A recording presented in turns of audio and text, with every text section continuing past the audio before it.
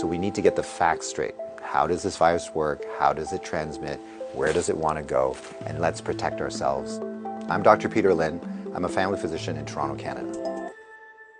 The coronavirus is a family of viruses that can cause as mild things as just a common cold, all the way up to SARS or MERS. These are these bad pneumonias that we're talking about.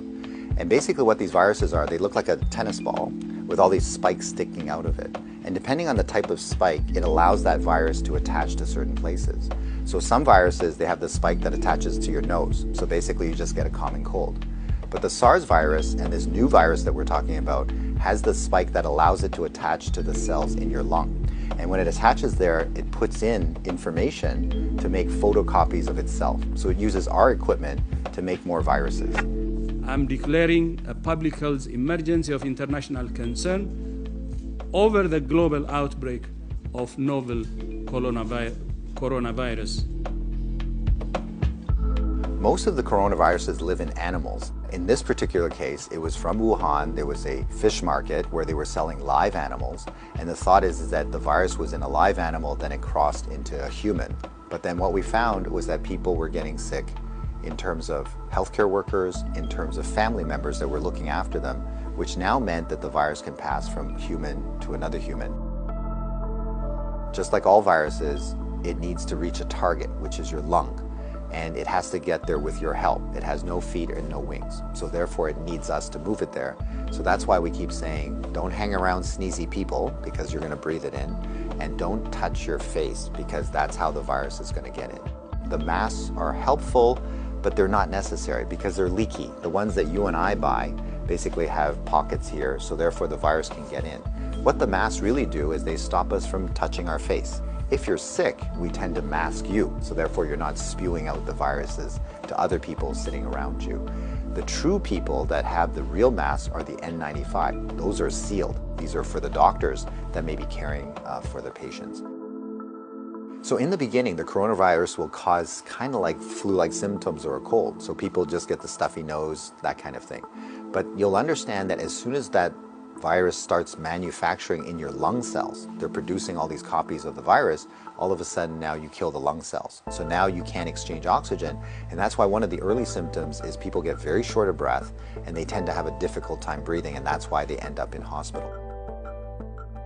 So currently, unfortunately, we don't have a direct treatment for the coronavirus. So we don't have a medication that can kill it off. And so it's really supportive. So in other words, the patient can't breathe, we give them oxygen, help them to breathe.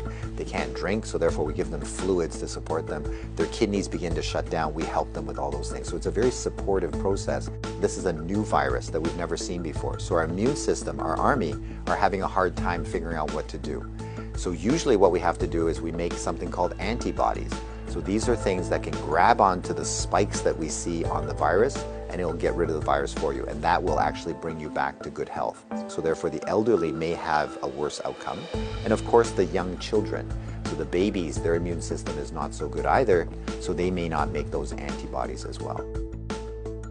So just remember, your hands may be with virus. Virus cannot hurt you because it can't get through the skin, but the moment I do this, now I've brought the virus right to where it wants to go. So let's remember not to touch our hands to our face. So let's say you think that you might have been on a plane or you might have bumped into somebody that has it. What should you do? So the first thing is to contact a healthcare worker to tell them that potentially you have it. If you're feeling symptoms and you're going to go into a facility, call ahead. Okay, so whether you're calling the paramedics or whether you're calling the hospital or your doctor, just mention that you were on a flight. If you don't have any symptoms, then what we do is a little bit of a self-quarantine. In other words, we can just keep you away from other people, and so you don't go into parties, don't go with your friends, don't go into public transportation. So we can contain it very easily by making sure that you do a self-confinement, so to speak, for the, let's say, 7 to 14 days is the longest incubation time. So after that, if you're feeling well, then you don't have anything to worry about.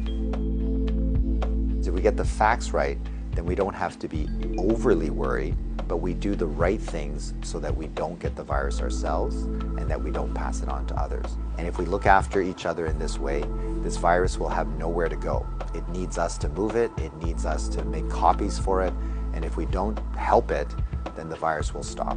So we have the power to do that right now.